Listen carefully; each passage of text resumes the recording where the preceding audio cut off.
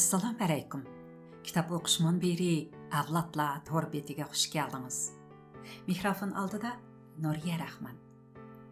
Tövəndə anlaydıqınız danlıq alim, faylasuf, mərhum Abdüşkür Muhammed İbn Əpəndinin təvərrük əsərlərindən yatlaşqan insan və yatlaşqan aql paraset. İnsan kainatның мәневи kamalatga erishgan mevasi. İnsan bütkül güzel tasavvur, ezgu istak və muqaddas muakkal obrazlarının icadçısı. İnsan özüdə tabiat və cəmiyyətni, madda və ruhiyyətni, halakat və icadiyyətni, muqarrarlik və hürlükni, g'oya və tarixi əslimini, chinlik, yaxshilik və go'zallikni mujassamlashtirgan mo'jizador shay. İnsan zamin sathida madaniyat ekinzorliqni barpo qilg'uchi, jumladan yana shu zamin sayyorasida o'z ixtirolarini petqilg'uchi va oxirida texi zamin halok bo'lmay turib kishilik qiyomatini hosil qilg'uchi qaysar. İnsan baxt to'g'risida tushakaydigan, ammo ona zaminni chaylab asabiylarcha ustunlikda tarsolarcha qaqoqlab kulib o'tishni baxt deb tushunadigan, baxt orzusida zamindagi baxt buloqlarining ko'zini tindirib yuradigan, tuman yillardan beri texi baxt obrazi va baxt qiyofatining modelig'iga erishalmagan, abstrakt baxt haqida konkret riyozat chekadigan talba.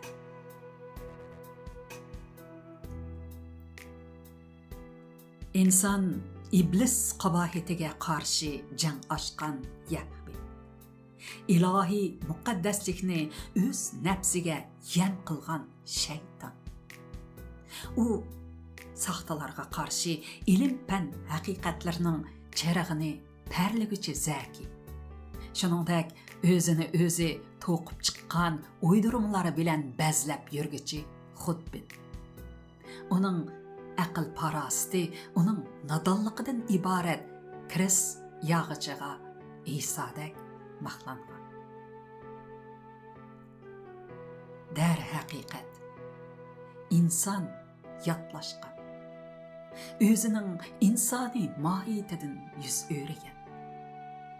U zulm qilg'uchi va zulm chekkuchi, hokim va mahkum, ustunlik g'ururi va zabunluq zalolati tufayli o'z mohiyatlaridan yatlashgan bo'lib qolmay, yana qudrat va baxt, boylik va huquq, bilim va ijodiyat mumkinlari tufayli o'z mohiyatlaridan yatlashgan. Qara uningga. U o'z-o'zini chaylab, o'zining qimmatini o'z nafsining vositasi, yollanma moli, qurbon bo'lg'uchisi qilib pichak turmushga yuzlatmoqda. Adam ota bilan Havva ana bog'i iramdan iblisning damiga tushib, o'z mohiyatidan yatlashgan edi. Singillarini talishib, Qobilni o'ldirib qo'ydi. Chekidan oshgan yatlashishni Nuh zamonidagi to'pon, Solih zamonidagi chaqmoq, Lut zamonidagi yer tavrash to'xtatolgani yo'q. Uningdan keyinmi har xil qirg'uchi qurollar, masxaraga munosib toj pogullar, g'alita g'odiyish va xushomat go'yliqlar, rang-murang nurlantirilgan soxtipazliklar kishilik turmushga singib kirdi. Alamni yaratgan Xoliqmi odam ota avlodlarini tuproq takti bilan o'zgalar qo'lidan oltin yig'ib olishning sarosim kasaliga giribtor qilib qo'ydi. Ma'lum ma'noda insoniyat oltin olmani talishib, olam shumul Troya urushiga g'arq bo'lib ketgan. İnsaniyet öz-özünü unutgan halda Elena üçün ölüm girdabıga xuddi o'tga intilgan parvonadek yepilmoqda. Onun qalbidagi atalmış zafer vosita üçün maqsadning qurban qilinishidir.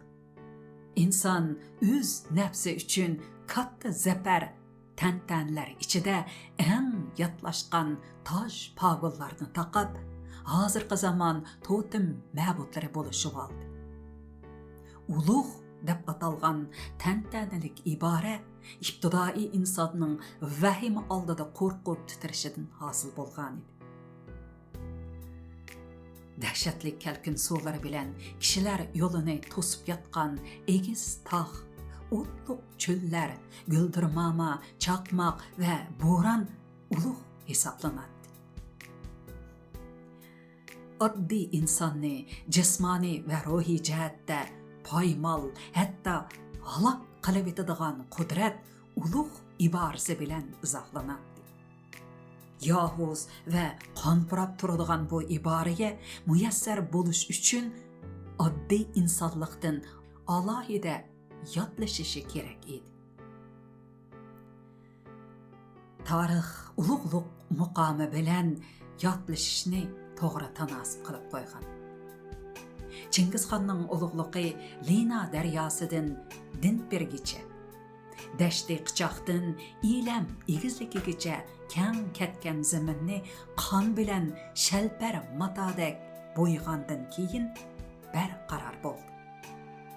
Bu ulug'liq Xorazm sultonligi, Rus kenasligi va Arab xalqligi zaminidagi hamma jonliq, jumladan insonlar ruhiyatini ming yo'l yiroqdagi sirlik dabdabasi bilan vahimiga selib titratgan.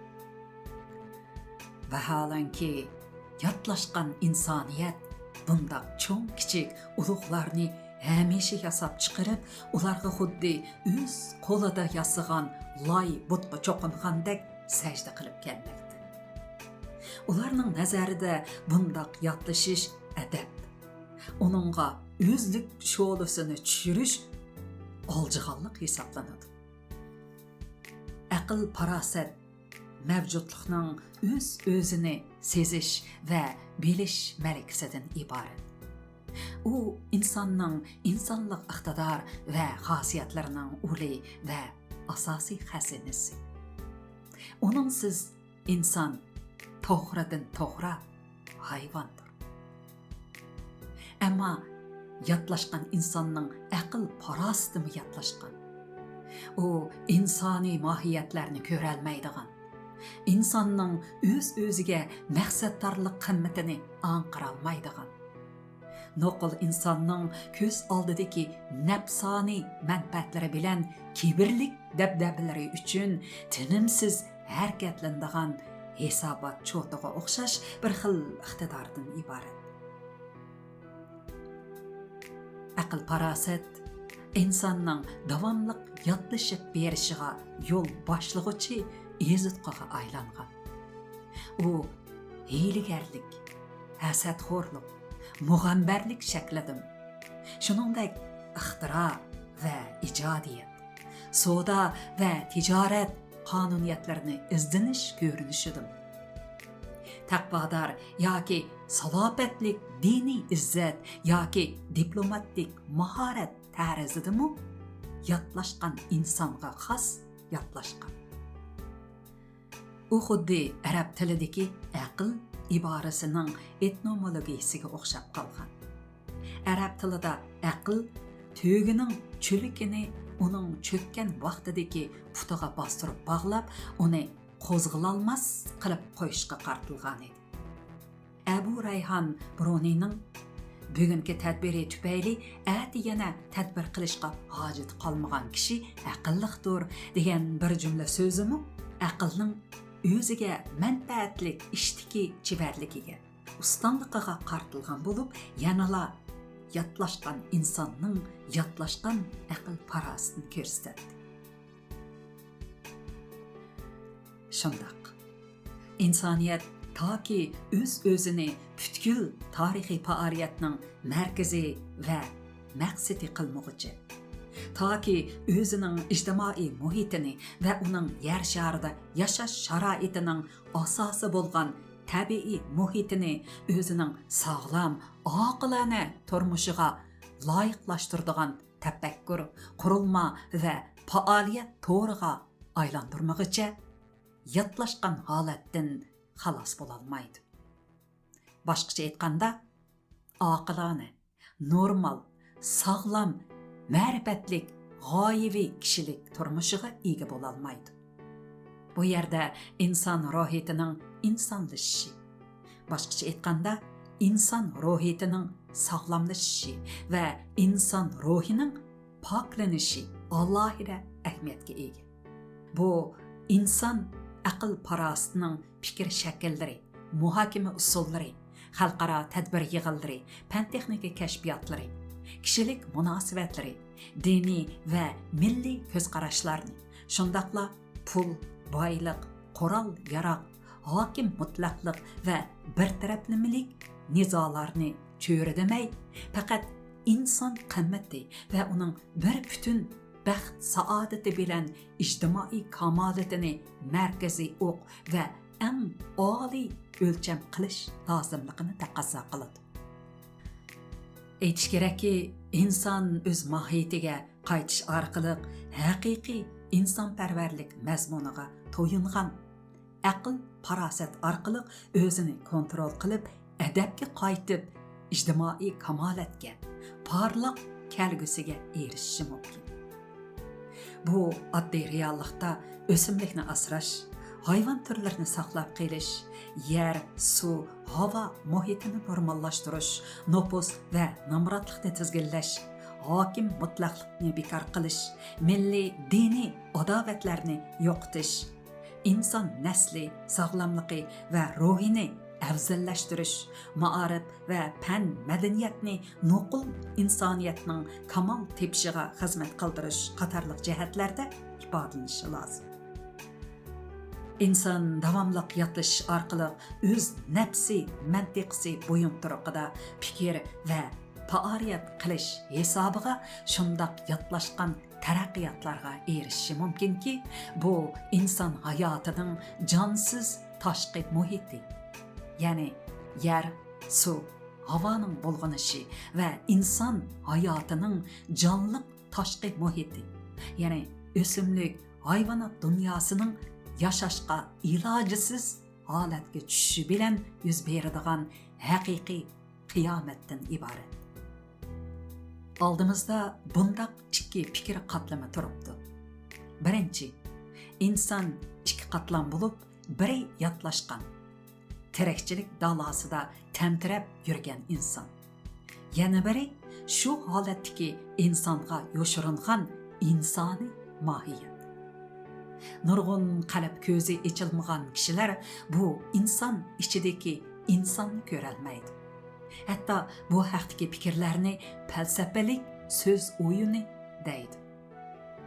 Anal haq ta'limotidagi juvom ichida iloh mavjud degan tushuncha dal real. Ammo yotlashgan inson ichida ilohiy muqaddaslikka ega insoniy mohiyat yoshiringan deganlikdir. Ikkinchi, insonda ong meningcha 3 qatlamliq bo'lib, biri o'z manfaati, nafsi, xohishi ustidagi doimiy oldingi ong. Bu ot bo'g'isi haqidagi fidokor ong. Yana biri matematikalik mulohizalar, fan texnika ixtirolari, ijtimoiy, iqtisodiy aloqalarga xos logikalik tafakkur eng. Üçüncü, insonning o'z-o'zi haqidagi manfaat yoki unumdorlik tarafidan tizginlanmaydigan insoniy qalb eng. Boshqacha aytganda, oriflik, ya'ni uyg'onganlik eng. Oldingi ikki qatlam ong hammaga xos. Keyingi oriflik eng insonning hammasida faqat mumkinlik holatida saqlangan bo'lib, faqat gumonizmchi mutafakkurlardala zohir holatga yetgan. Davrning va bilish jo'g'lanmasining har xil bo'lishiga agishib, bu xil ong monizm, buddizm, sufizm, gumanizm va hozirgi zamon kishilik falsafasi shaklida ifodalanib, bir-biriga varislik qilib keldi. İnsaniyetning kelajagi Maytri Burhan, İmam Mahdi, oxir zaman yoki İsa'ning zaminga qaytib 3000 yil podshoh bo'lishiga emas, balki uning umumyuzlik o'zini tutib, arif bo'lib, ijtimoiy kamolatga yuzlanishiga muhtoj. Oningsiz qiyomat to'sqili bo'lmaydigan oqibat xolos. Yatlashgan inson va haqiqiy mohiyatiga qaytgan inson, yatlashgan aql parosat va haqiqiy uyg'ongan aql parosat. Mana bu mushu asrning yangi asrga elib boradigan birinchi darajalik muammosi. 1993 yil 11 ayning 15 kuni. Hürmetlik anlarman qeyrindaşlar.